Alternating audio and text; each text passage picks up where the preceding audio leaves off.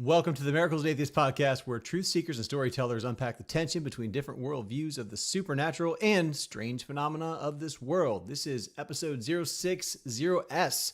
S is for shorts, and as we transition into season 2 of Miracles Atheists, I'm excited to announce that we'll be putting out more of these shorts, and we'll actually be doing more frequent episodes for that matter. There's quite a bit less content or just time overall than the full-length episodes you've been accustomed to in season 1. You know, we used to go for like an hour and a half, maybe an hour, just depending on how interesting the conversation got. My name is Nick Snap, and I am into waking people up and hosting uncomfortable conversations. Today is a rare but important Monday release of the podcast, and we're going to be talking about the midterm elections. So many of you have already voted. You voted early. I personally wouldn't encourage voting early myself. It makes it much easier for the enemies of our republic to cheat. But hey, you do what you got to do. Just be in prayer about it. If you're an atheist, then just be in deep thought about it. You may be asking yourself, what do midterm elections have to do with Miracles and Atheists and, the spiritual stuff that we usually talk about? Well, I'm going to tell you. But before I do, did you know? We're making a movie, Miracles and Atheists, the movie. Amazing and crazy, right? I've teamed up with director Neil Galarte of Wild Style Media, who's flying up here to North Carolina in a few weeks, actually, to film our next public podcast event, which is going to be held on November 12th. I'll tell you a little bit more about that before we close out for this particular episode. But quickly about the movie, all right? It's going to be a documentary. It's a film, actually. A documentary film where we'll bring atheists and believers together with a common goal, finding truth. Yet, as I've learned from my atheist and skeptic friends, truth requires proof. So what qualifies as proof that an invisible God exists? Really? We're going to dig in. We're going to do it together, atheist and believer, to seek truth. Is there a supernatural realm? Do miracles really happen? If so, can they be tested? We'll be traveling to cities and regions where atheism dominates, and we'll be challenging people's faith, whether it's in God or in science or whatever. It'll be a provocative, eye-opening film that will move your heart. That's the goal, and push you outside your comfort zone. But here's the thing. We need your financial support to make it all happen. We will be finishing shooting a crowdfunding campaign in a few weeks. And if all goes well, we'll plan on launching that crowdfunding campaign before the end of the year. If you want to support the film now before the campaign comes out, because there are expenses like flying from Florida to North Carolina, you can go to our Patreon page right now and help us get the word out. The website is patreon.com/miracles and atheists. I really appreciate your support rather for this, let's call it a supernatural endeavor. It'll be a wild ride faux show. But I'd like to get back to today's topic at hand. That's the midterm elections. And how does this relate to M&A? Well, the purpose of Miracles and Atheists, this is a platform to navigate through the tough questions and objections that we get from atheists and other worldviews as it relates to following Jesus. It's to learn from each other, to break through the comfortable echo chamber that we all tend to navigate towards. Why? Because most people like to surround themselves with people who think like they do. And while worldview affirmation can be good, not much gets done in that manner, really. So we're just starting off season 2 of Miracles and Atheists, and I want to expose our community to movements and agendas that you won't see from the mainstream media. Why? Because right now they censor you, although things are getting really, really interesting in Twitter over there with Elon taking over. But I want to present evidence to you that reveals the anti-God agenda behind some of the things that we're seeing and some of the policies that would come out of this year's midterm elections are no exception to the anti-God agenda, that is. So I know we have quite a few skeptics and atheist followers of this platform, and if that's you, I'd like to encourage you to utilize the skills you've developed as a skeptic, those same skills I typically see used for questioning the existence of God and, the validity of Christianity as a whole, and start using those skills to question what we're being told to accept by the governments of the world. Fair enough? Okay, here we go. So, what are the midterms? So here's something I've heard quite a few times this past month. Let me pose this question to you and see how it sets in for you. Why vote? They're just going to cheat anyway. Well, do you believe that? Will they cheat? Yeah, probably. But can you overwhelm the system to the point where they can't make up the difference? Or if they do cheat or make up the difference, theoretically, it'll be so obvious the whole world would know it. I think so.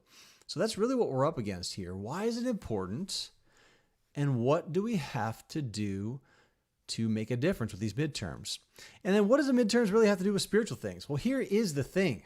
The midterm election is so crucial because it will determine who has the control of the House of Representatives and the Senate. This is going to be a little American government type breakdown for you. So the party in power has the ability to pass its agenda into law. Currently, the Democrat Party has control of the House of Representatives and the Senate.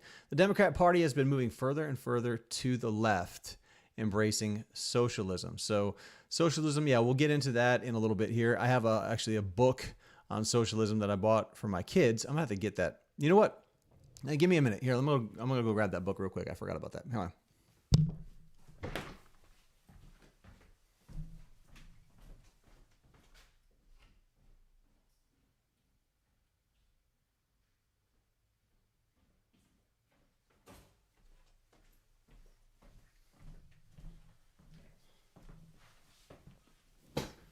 Sorry about that. Sometimes you gotta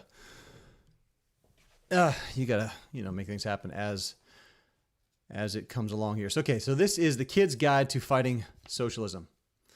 All right, I can't remember exactly where I got this from, but it's really, really good. And so, what is socialism? I mean, there's so much we can get into here, but I think this is a really good resource for breaking down socialism. And if you can break it down for kids, then you can probably break it down for adults. It really goes through what's the capitalist economy versus the socialist economy. And if you go through history, you know that no socialist government in history has ever been successful. Yeah. The failures of socialism. So let me tell you about socialism. Socialism is another kind of economy different from capitalism. Under socialism, the government controls businesses and the entire economy. Property is supposed to be owned and shared by everyone instead of competing on the free market. Everyone is supposed to work together to produce whatever. Excuse me. What is that? That's something you had to hear right there. These sound effects. All right. So instead of competing on the free market, everyone is supposed to work together to produce whatever society needs. Everyone is supposed to be equal, and no one gets rewarded for working harder than anyone else. So since people depend on the government to provide their needs, and no one's really rewarded for their work, there's no incentive to work hard or be successful under socialism.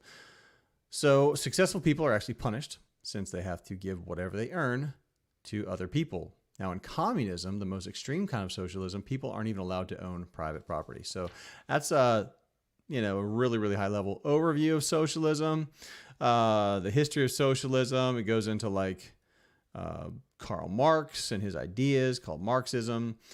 And it goes into how they even tried socialism with those who came over on the Mayflower in this particular country. So it's really, really good stuff. I encourage you. It's the Kid's Guide. There it is, thekidsguide.com. You can see this here, and this will tell you about socialism and how you can educate your kids on it. There you go. Got that in the mail for free. How about that? All right.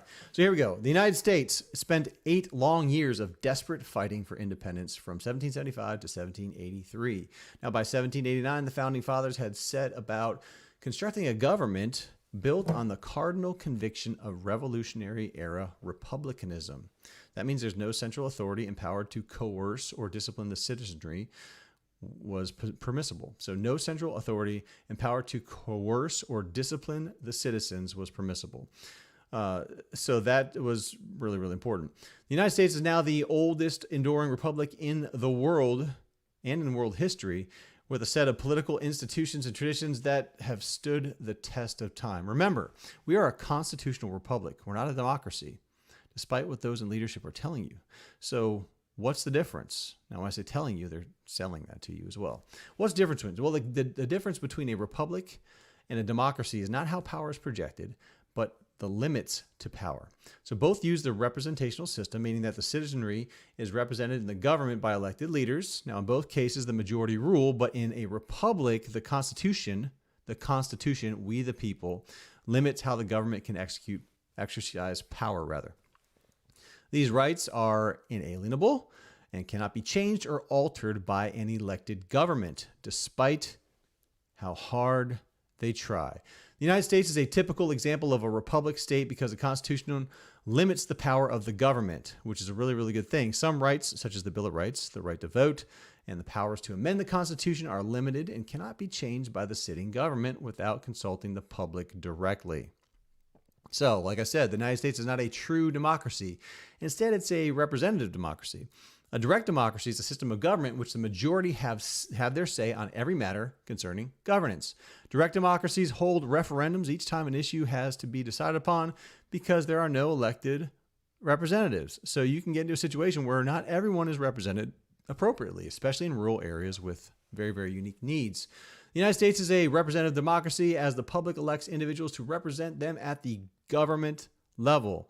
The U.S. is a constitutional democracy, meaning that the functions and roles of the government are governed by the Constitution that also protects the rights and privileges of the citizens, regardless of whether they are majority or minority. Now, in short, democracy means majority rule. Republic means governed by the Constitution. We elect our representatives and everyone gets a fair shake at how they're governed. So, let me tell you something. This is interesting. Well, we're not really in democracy. So even though that Biden uses the word democracy like 33 or so times in his, his horrific red background speech with the questionable Marines in the background, he only uses the word republic twice. Yeah. Interesting, right? Why are they selling us democracy? Ask yourself that question and maybe do some research. But here's how we're set up. All right. Going back to the midterm elections. So to ensure a separation of powers, the U.S. federal government is made up of three branches. That's the legislative, executive, and judicial. To ensure the government is effective and citizen rights are protected, each branch has its own powers and responsibilities. So that also including working with the other branches. The branches need to work together. This is often referred to as checks and balances and prevents any one part of government from wielding too much political power. I don't want my coffee to get cold. So America benefits from a judicial branch positioned to halt executive branch overreach. What's the executive branch? That's the president. The president of the United States cannot stay in power indefinitely and is unable to force the U.S. Congress to pass laws. So from the very beginning and still to today, while we have a republic, the American people have access to and influence over their elected representatives. The House of Representatives tends to reflect popular passions and passing enthusiasms, while the Senate is expected to provide advice and consent on presidential appointments and treaties and to temper enthusiasm with wisdom and experience. So together, the House of Representatives and the Senate, they form Congress. Did you know that? Congress is the legislative branch of our government.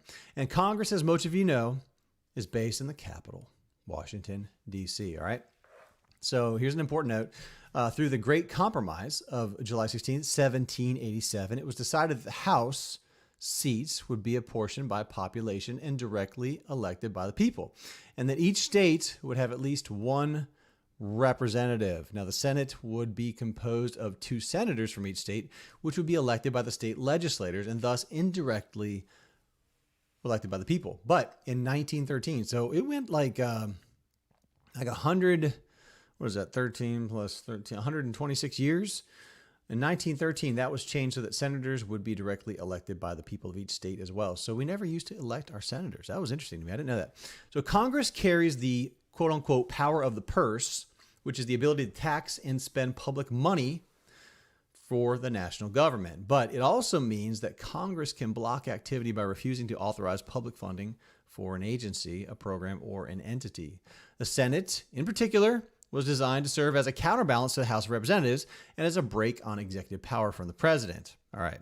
So among other powers, the legislative branch, listen to this now, makes all laws, declares war, regulates interstate and foreign commerce, and controls taxing and spending policies. You think about what's going on in our country right now. These categories, laws, war, interstate foreign commerce, and taxing and spending, that is all part of the legislative branch, i.e. Congress. And that's what tomorrow's election is all about, the midterms. Who's going to have control of Congress after this election? Is it going to stay like it is with the Democrat Party, or will there be what some call the red wave and the Republican Party will take over. And by the way, why should we care, really? Well, let's talk about that. I would like to ask you, what laws, wars, taxing, and spending policies are we experiencing right now on this earth and in this country? And how's that working out right now under our current quote-unquote leadership? How's that working out with the Democrats in Congress? And what does this have to do with Miracles and Atheists? Atheists, I ask you this. Are you happy with how things are going right now? Because your atheist counterparts in government sure seem to have received what they were looking for when Biden and Harris took office. What am I talking about? All right, I want to turn to a very deliberate strategy written by the Secular Democrats of America. I'm going to pull this out now, which outlines, I printed this out. It outlines what they wanted to see happen in our government under the Biden administration. Now, here we are. I'll get to the cover here so you can see it. If you're watching, Secular Democrats of America. All right. This, again, outlined what they wanted to see happen in our government under the Biden administration at the peak of the 2020 COVID and lockdown wildness. It's a 22-page letter, and I took the time to go through the whole thing. It was hard to stomach. It was painful to read, but I tried to read it as objectively as possible and with an open mind.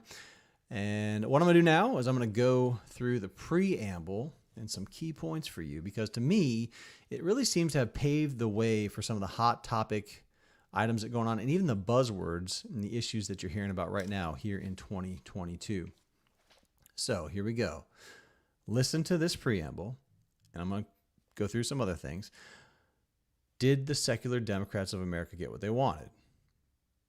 Are they getting what they wanted? To me, it's like a prophecy of what we're seeing play out before our eyes. So I'm going to just give you a little background on this Secular Democrats of America letter. It's called Restoring Constitutional Secularism and Patriotic Pluralism in the White House. Okay.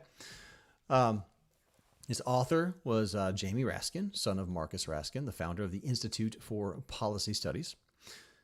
Yeah, look that one up. Jamie Raskin has long connections to the Democratic Socialists of America. We talked about socialism already. Get your kids up to speed with our history in the world and how socialism has affected the world. Get that document again at thekidsguide.com. Whew, man, I've been talking a lot. So, Jamie Raskin, long connections with the Democratic Socialists of America. He's written for their publication. He's not actually a member of the Communist Party, but he's a sympathizer and a collaborator with a neo-communist organization. What's communism? It's the most extreme form of socialism, again, where you cannot own personal property. Okay. Also authored this document is Representative Jared Huffman, Democrat out of California, and member of the Congressional Progressive Caucus, which was established by Socialist Senator Bernie Sanders. He's also listed as a co-author, is Representative Jerry McNerney. All right. This document is going to call Biden and Harris to make the following changes. Again, it was written in 2020. And we'll just go through it. All right, here's a few of the issues. We're going to start with eliminating government support for all crisis pregnancy centers and all abstinence-only education programs in school. What's abstinence? That means abstaining from sexual activity when you're a child in school. What's a crisis pregnancy center? I had to look this one up. It's designed to provide medical assistance, counseling, and material provision to women facing unplanned pregnancies. These centers will provide counseling and education to help women in this situation. Now, if you Google, quote, what is a crisis pregnancy center, which I had to do, the first hit I got was a scathing definition from none other than Planned Parenthood. Called them fake clinics and other remarks. So what's Planned Parenthood? That's where you go to get abortions. What else does this document do? It denies free speech and religious liberty to select Americans based on their religious beliefs. Incentivizes states to strip parents of all non-medical exemptions to mandatory vaccinations for children in schools or daycare centers. I'm going to go through this, the actual words, so I'm giving you a summary right now. It removes "In God We Trust" from U.S. currency. It repeals the Religious Freedom Restoration Act, the RFRA, rescinds and replaces the Trump DOJ's federal protections for religious liberty. It encourages to appoint an attorney general who will support governors whose emergency COVID-19 executive orders restrict gatherings at houses of worship. Now, this is 2020. Yeah. Wanted to reverse Trump's policies that have allowed faith-based government-funded contractors to provide adoption and foster care services and work with Congress to pass the Every Child Deserves a Family Act. So you want to not provide funding to foster care services that are faith-based. All right, fully and robustly fund comprehensive sex education, which means encouraging elementary and middle school age children to declare themselves one of, all these different non-biological gender stuff that's going on and learn how to engage in various forms of sex. Comprehensive is the language. With the governors, with the work with the governors, these secular Democrats of America want to combat Project Blitz, which encourages the introduction of the Do No Harm Act at the state level. And they describe Project Blitz as a pro-family lobbying group described by the secular Democrats as Project Blitz is rather a pro-family lobbying group. But by the secular Democrats, they're described as a, quote, coordinated effort by Christian nationalists. That's the buzzword, Christian nationalists, to inject religion into public education, attack reproductive health care, and undermine LGBTQ equality using a distorted definition of religious freedom. This document also tells Biden that we urge you, quote, we urge you to avoid invoking the phrase Judeo-Christian values as it has been weaponized by the religious right. So we have Christian nationalists and the religious right. Those are buzzwords you'll hear over and over throughout this document to advance the agenda that has the veneer of inclusivity, but actually undermines religious freedom and tolerance and does not represent tens of millions of Americans implicitly excluded from its formulation. The other thing that we get from the secular Democrats of America is a list published on their website. I'll link to this all in the show notes of atheist and humanist elected officials who support its agenda and basically wiping out any form of Christianity from public life from the federal level all the way down to the state and local levels. That is the goal. So those who endorsed this document, we have, 1, 2, 3, 4, 5, 6, 7, 8, 9, 10, 11, 12, 13, 14 representatives. You got Huffman, Raskin, Kildee, McNerney, Bayer Jr., Kasten, Cohen, Jayapal, Johnson, Lofgren, Norton, Pocan, P-O-C-A-N, T-L-I-A-B, Rashida Tlaib, and Wild, Susan Wild. So I apologize for my pronunciations. All Democrats. And let's get into the preamble here while I still have a voice. Take another glass of water here.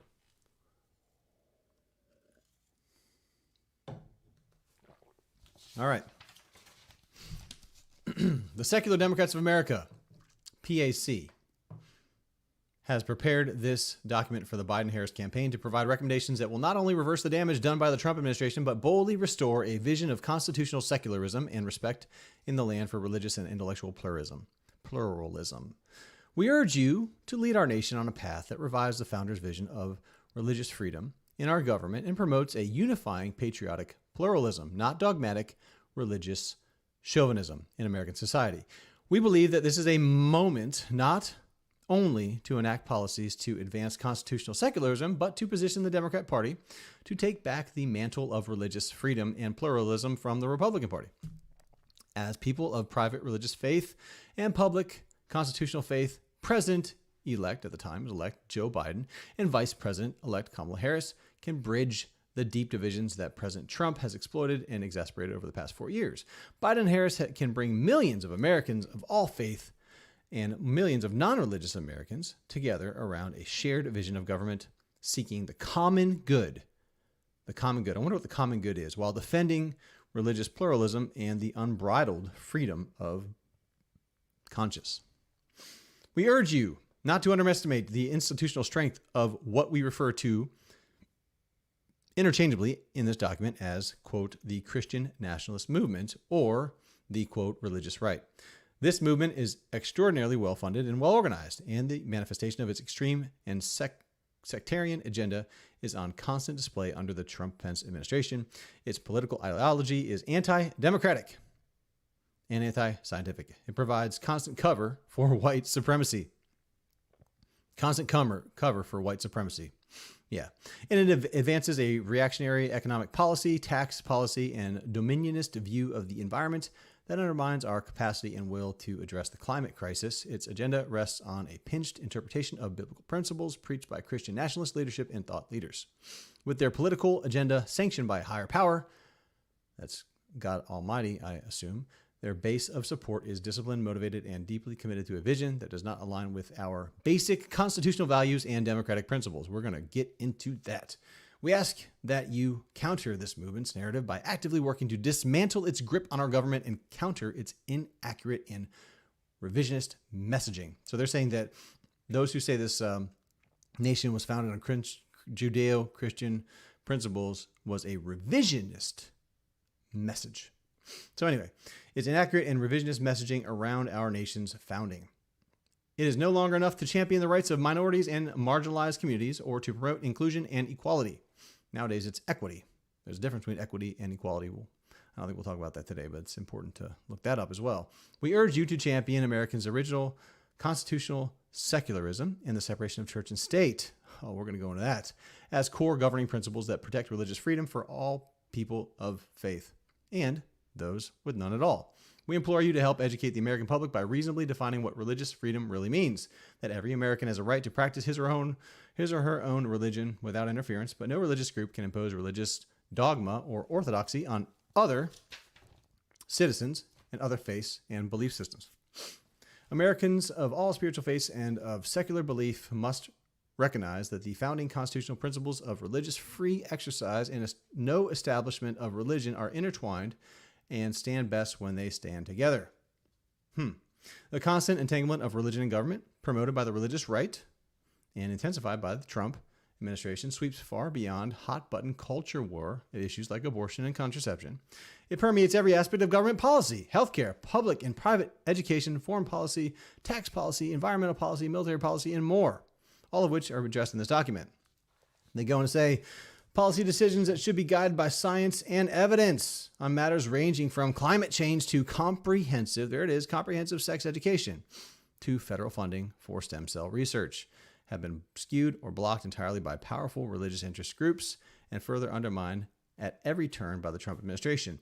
There is no example more grave, here we go, than this administration's lethal handling of the COVID-19 global pandemic, which has brought death to hundreds of thousands of Americans. Disregard for science and disdain for expertise have reached an all-time high in this administration of, here we go, magical thinkers and conspiracy theorists. I got to stop right there. Oh, man. First of all, I'd be embarrassed if that statement on the COVID-19 thing is still on the website after all that's coming out right now, but that's for another day. Conspiracy theory. Do you realize that the whole conspiracy theory terminology was a propaganda campaign that was put forth by the CIA after the assassination of JFK? Conspiracy theory. There's a difference between conspiracy and conspiracy theory. All right? Conspiracy means that there was people conspired and did something in secret. So conspiracy theory was developed as a propaganda campaign to protect the government from any suspicion that they had anything to do with what happened with JFK. All right. So that's a propaganda campaign, and that term conspiracy theory, it just makes me chuckle every time I see it because it is used rampantly. And you guys don't even think about it when you use it. It completely dismisses any evidence whatsoever, and especially with the skeptics and the atheists and those who believe in science. All you got to do is just say conspiracy theory, and you can just completely write off any evidence. And you guys are all about evidence. You say it up and down in this document, but when it comes to these sort of issues with the government interference with, anyway, here we go. All right. They talked about Trump, people in the Trump administration as magical thinkers and conspiracy theorists. But these policy distortions did not begin with Trump and will not end without deliberate action to restore rationalist, scientific, and pragmatic policies, methods, and judgment. We believe that now is the right time to make the case for reviving a Jeffersonian approach to government. and governance. What is that Jeffersonian approach? Well, they say that favors reason, science, and evidence, and to disentangle government policy from the influence of sectarian religious interests that have become dangerously entrenched in all levels of government. All right. So in this, it goes on and on. I really want to read the whole thing, but I realize it's kind of long. But they said the remainder of this document will focus on 4 major areas that are critical to secularists and non-religious communities. The first 3 are areas where we believe that Trump has violated basic constitutional principles and elevated religious privilege over the Bill of Rights and the common good. And the 4th area is protecting the rights and dignity of non-theists. The rights and dignity of non-theists. So they go on and on about discrimination against non-theists. And they also say the most mistrusted religious minorities in the United States are the atheists and the Muslims. So there's a big push for pluralism, and they want to limit government or end government funding for anything that has to do with religion, and religious exemptions, specifically as it goes on to the jab. And they want to pay close attention to statements of facts and bills demonstrating clearly the compelling government interest involved and the damage to that interest that will occur if exemptions are granted. This is, again, the religious exemptions. So there's so much in here. And I'll go through it piece by piece. But that's really where we're at. We're gonna touch on a lot of these things. I can't touch on everything because it's so extensive, but let's start with pluralism, all right? We'll get into the guts of this thing, but starting with what I just read there in the preamble, page 1. Forgive the shuffling of paper here. Page 1 of the preamble says that Biden and Harris can bring millions of Americans of all faiths and millions of non-religious Americans together around a shared vision of government seeking the common good while defending religious pluralism and the unbridled freedom of conscience. What's pluralism? Well, it's the idea that people of different cultures can coexist in society even though they have different political opinions. I agree. Pluralists believe that society benefits from various people with different beliefs equally participating in the same society. Different people will suggest alternative solutions to problems and work together for the common good, even though their ideas oppose each other. I actually think pluralism is a good idea. That's why I host this platform, Miracles Atheists, because as I know pretty much every episode, living in an echo chamber is dangerous, and as painful as it is to read letters like this one from the Secular Democrats of America, we need to hear people's differing points of view without getting so gosh darn offended all the time. So I want to focus on the first paragraph of page 3 there. We talks about separation of church and state. Where does he say that here? Oh, he talks about the Jeffersonian, right? Jeffersonian approach to governance. So the issue of the separation of church and state, it really has prompted a lot of debate in spite of the rhetoric common to revisionist historians. So we can call the secular community revisionists and they can call the Christian community revisionists. We got to dig in and find out what's really going on and look at the evidence, right? So America's founding fathers did not seek to eradicate religion. Indeed, an overwhelming majority of those who signed the Declaration of Independence counted themselves as religious men. That's fact. You can look it up, and I'll give you some examples of that, especially with Jefferson. It may come as a surprise to learn that nowhere in the Constitution do the words separation of church and state appear. The idea of church and state separation came from a letter penned by Thomas Jefferson. Again, contrary to the propaganda from the revisionists, the secular revisionists, Jefferson's cause was to protect religious liberties from an intrusive government. In no way did Jefferson or any of the other framers of the U.S. Constitution seek to restrict Americans' religious activities.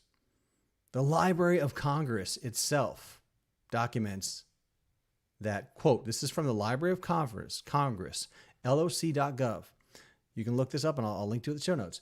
Quote, it is no exaggeration to say that on Sundays in Washington during the administrations of Thomas Jefferson from 1801 to 1809 and James Madison 1809 to 1817, the state became the church.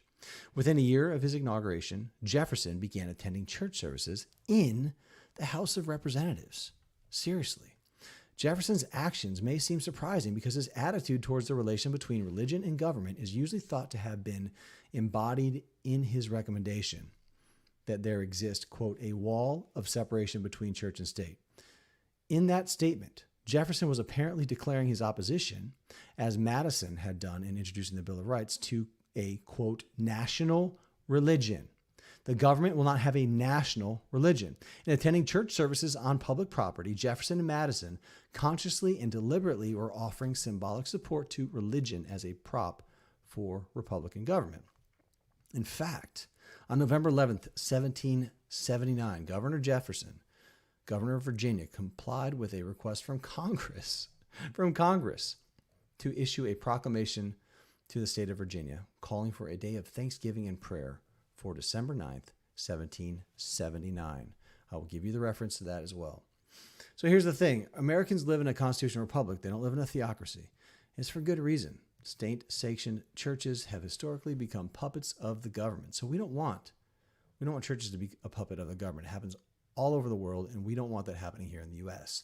In countries with state churches, the edicts of fallible man, and that's us because of the fall of man, because of sin, they take precedence over the inspired teachings of Scripture. So again, what the skeptics have problems with is, well, one, we have hypocritical churchgoers, right, who don't actually follow Scripture. Yeah, men want their way, regardless of whether they say they believe, whether they say they're Christian or not. So when the state is the head of the church, the integrity of the gospel, all too easily compromised, right? Christians are glad for the separation of church and state. We really are.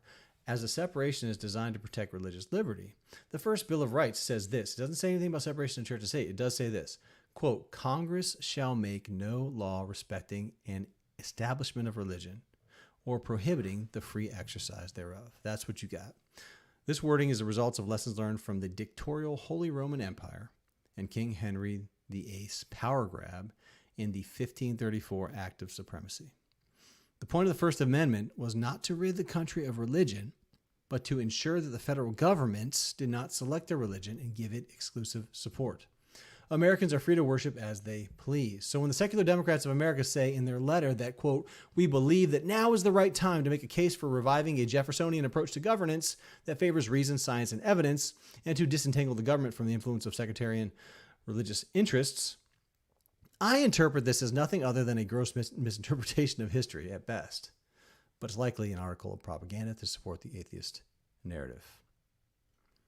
All right. That's separation of church and state. Let's move on to some other things that are peppered throughout this letter here. I'm going to go to page 12. Language is so important to the secular Democrats of America. It's important to everybody. It should be. But overall, there's a spirit of offense that's laced throughout this entire letter. See, on page 12, it says this. We recommend using the proclamation and any accompanying White House ceremony. So this is in reference to the Religious Freedom Day proclamations. All right. They recommend using the proclamation of any accompanying White House ceremony as an opportunity to educate Americans about our nation's proud history as a secular nation, and to assure that if clergy are invited to participate in a ceremony or public event, to also invite representatives of the non-religious community as well. So they feel left out. They want to make sure that you have, if you're going to put clergymen into the Religious Freedom Day, you also represent non-religious people. So don't want them to feel left out. That's not that big of a deal. But if you go on, you can see the culture of offense here. We'll go to page 15. This is under the Patriot pluralism and sincere inclusion, protecting the rights of dignity of non-theists. Okay. So they say, when administration officials, including the president and vice president, discuss their faith publicly, we encourage them to do so in a pluralistic way that does not inadvertently denigrate the patriotism of non-theists.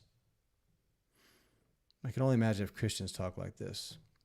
So with the rise of Christian nationalism, there is an urgent need to reframe public discourse surrounding patriotism. Dissent and peaceful protest, even if it's kneeling during the national anthem or refusing to say the Pledge of Allegiance, or maybe BLM and Antifa, those are supposed to be peaceful protests, right? Is a constitutionally protected right that our service members have fought and died for. I agree 100%. So particularly when president and vice president have an immense cultural power and must be used judicially, we urge them to be judicious about their use of symbolism, striving to lift up values of pluralism and inclusion. Okay, so there's nothing wrong with that, really. But they're also pushing for a humanist chaplain, a humanist chaplain in the military. So to ensure that humanist and non-theist chaplains serve in each branch of the military, strengthen and protect for the rights of service members who are religious minorities and non-religious, including freedom from proselytization, including pluralistic training requirements for chaplains across all military branches, and ensure that non-religious service members are provided full, equal pastoral care that acknowledges and welcomes their non-religious worldview. So military chaplains are supposed to be, now we're supposed to include a humanist chaplain. What is that even? I'm just curious what a humanist chaplain is all about. I'd love to hear your comments on that. No, really what they're saying is they want freedom from proselytization. So they don't want Christians sharing the gospel. They want freedom from what Jesus commanded his followers to do. Freedom from it. Little they know that freedom is actually received by Jesus Christ. Interesting.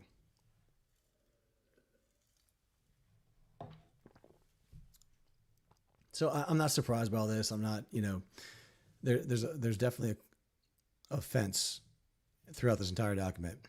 And it's because the identity of the secular Democrats of America is not in Christ. It's in free thought. As if Christians didn't think freely. It's in science, gender, and it's in their personal choice about things that they say are okay to choose, like abortions. All right, so let's get into the really hot button stuff. Why not?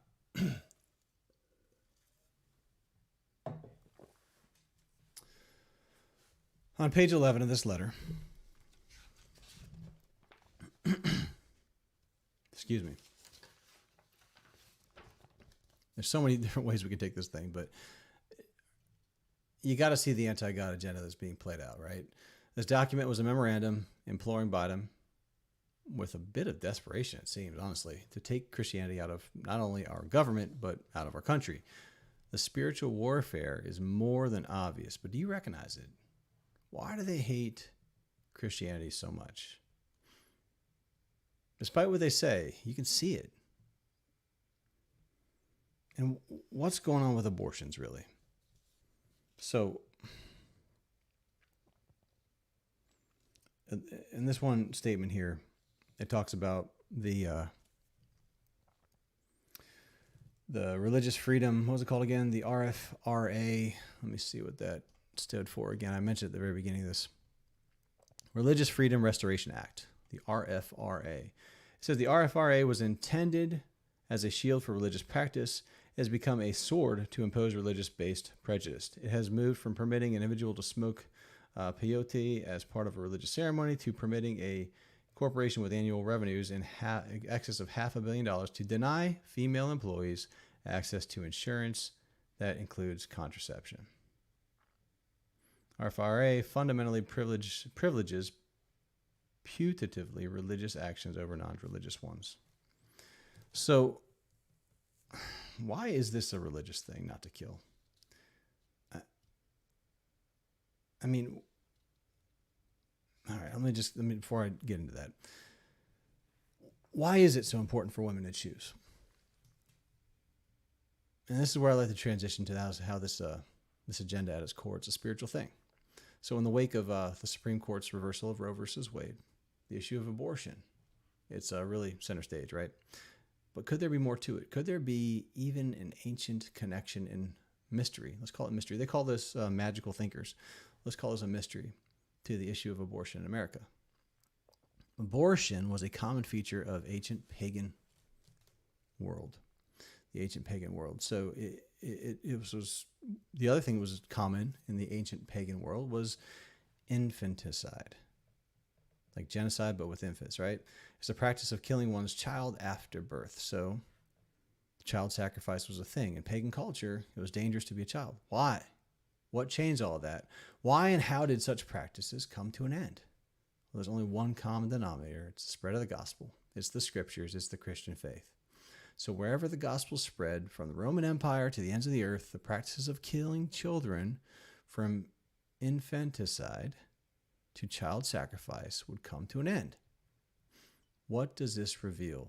If the coming of the gospel and the Christian faith ultimately eradicated such practices that put children at risk, then if a culture or a nation such as the United States should bring turning away from the gospel, from the ways of Scripture, this ancient and pagan practice will return, and that is what's taken place.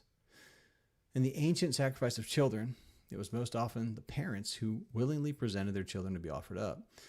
In the modern practice of abortion, it's also the parents who are willing to consent to killing their children.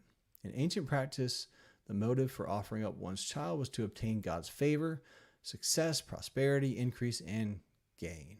In the modern practice, it is the same motive that's cited, really. A woman's unborn child is a hindrance to her economic advance.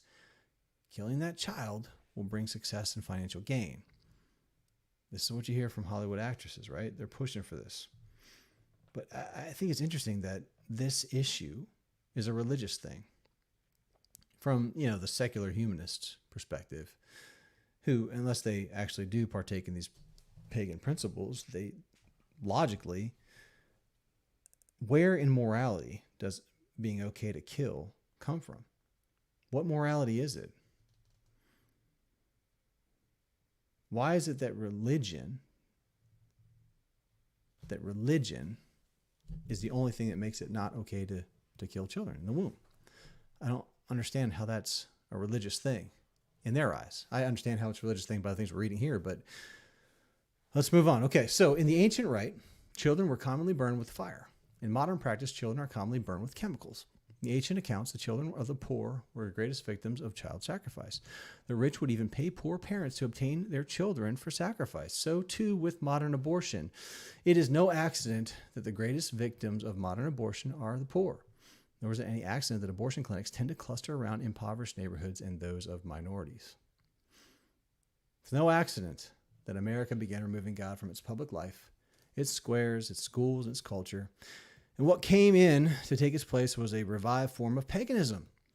In every realm where Christian or biblical values were removed or overturned, what came to fill their place was paganism. Nor is it an accident that the decade that began with the removal of prayer from America's public school system ushered in the practice of abortion. That was in 1970, and then the legalization of abortion across the nation in 73. So that being said, and this is not conspiracy theory. If you look at like the Kavanaugh trial, Justice Kavanaugh, Supreme Court, they actually erected an arch, a 3D printed arch of Baal in front of the Capitol building during that trial. An arch of Baal. And that is what they used to pass the children through in pagan culture, pass them through that arch before they were sacrificed. You can see all kinds of references to this in modern day movies, and one specifically that comes to mind is The Mandalorian. As the child was taken back to the folks that wanted it by the Mandalorian, he went through an arch of Baal. You can see it right there. It's crazy. Oh, okay. Well, while blood sacrifice via abortions is the most important spiritual topic that there is for the God-fearing believer, really, it really is. How's the current Congress majority working out for the Republic? Let's just put abortion aside. I mean, how's this working out right now with the Democrats being the majority in Congress? Let's see where we're at. All right. We got forced COVID shots. We have the elderly being murdered in their nursing homes. You remember that, right? With the Cuomo days in New York. We have isolating dying patients from families. We locked down families in isolation. We killed patients with remdesivir and these breathing machines. We denied millions hydroxychloroquine and ivermectin to profit off death. People's livelihoods have been destroyed for the sake of control. We locked down families. We got fired for protecting our body, our choice not to put these shots in our bodies. We were denied medical care if we didn't have the shot. We were discriminated against. Our kids' childhood and education was really stolen for a few years. Our kids have been groomed sexually, and there's been physical mutilation of our kids. Our government's been stolen. Our government's been weaponized. We're called, especially in here, in this document itself, it talks about the concern of white supremacy. Said it is a threat to national security. And we've seen that. We've seen that implemented for Merrick Garland, some of his rhetoric at the school board meetings, that parents who wanted to stand up for their children who didn't want them to read about sexual things at 5 years old due to availability of library books and such, they were called domestic terrorists. All right. What else has happened? Deliberately creating economic ruin, food shortages, weaponizing large corporations against us. We've been mocked. There's been political prisoners. Look at J6. We're sending billions to Ukraine while Americans are struggling to feed their family due to inflation. They're sending billions of barrels of oil to China while we can't afford to fill up our vehicle with gas. There's an attempt to start a World War III, right? So we got to get up. We got to go vote. We got to overwhelm the polls. You've seen it all in this Secular Democrats of America memo to Biden and Harris. They've obviously taken their advice. Harris and Biden, that is. Pretty much everything they covered in this 2020 letter has come to fruition. It's a spiritual war. If you see how things are playing out, even if you're an atheist, you know this isn't good. It's not about being right or left. It's about good versus evil. Atheists, agnostics, skeptics, and secularists, believers, our freedom's at risk. Our constitutional republic is hanging by a thread. We need to overwhelm them to the point where they can't cheat. God's going to turn this thing around, but he acts through his creation. So we need to get out there and vote, and we need to vote red. That's the bottom line. So many, many blessings to you. I know this is a tough discussion to have. I know I've been talking a long time. I know you probably have a lot of questions, but I want to put out as much as I possibly can and just encourage you to get out there and vote in these midterms. Look at the state of the nation right now and get out there tomorrow, November 8th, and vote. All right. Well, I thank you for listening. I thank you, Miracles and Atheists community, for being part of this. We're getting to some unique territory, and I'd love to read your thoughts. So you can email me with your thoughts, nick@miraclesatheists.com, and let me know if you have any specific topics you'd like me to discuss, either with an atheist or a skeptic, or just to unpack from a Christian worldview. I know there's a lot of rhetoric and deception out there. We really need to do our due diligence. So get out there, vote on election day. It's a God-given right. Don't worry about the election being stolen. It will work out in the end. God is amazingly patient, and it seems just like the Amorites in the book of Genesis, that the iniquity of those who work for the enemy, bent on stealing, killing, and destroying, is not yet full, but surely it's about to reach its limits. So take heart. Seek the one true God who became man in Jesus Christ. He lived the life we should have lived. He died the death we should have died in our place, proving he's the Son of God and offering the gift of salvation to everyone who repents and trusts in him. Also, if you're in the Raleigh area this coming weekend, November 12th, we'll be kicking off our public podcasting event at the Sanctuary Girls Store, located in the Crabtree Valley Mall, upstairs, not far from the food court. It starts November 12th at 1 p.m.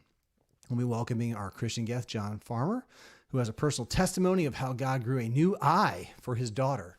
And we'll have an atheist guest, Jordan Stewart, who has plenty of questions for John about this experience. And even more, our director for the Miracles and Atheists movie, Neil Galarte, will be taking footage for the film. You can go to patreon.com, like I said earlier, patreon.com, patreon.com/Miracles and Atheists to learn more and support the movie. But we absolutely need your financial support to make this thing happen. So I thank you again for listening. Please share this with your friends, and let's continue having uncomfortable but important conversations that push us outside of our comfortable echo chambers. I will see you all at the polls. Until then, have a great one.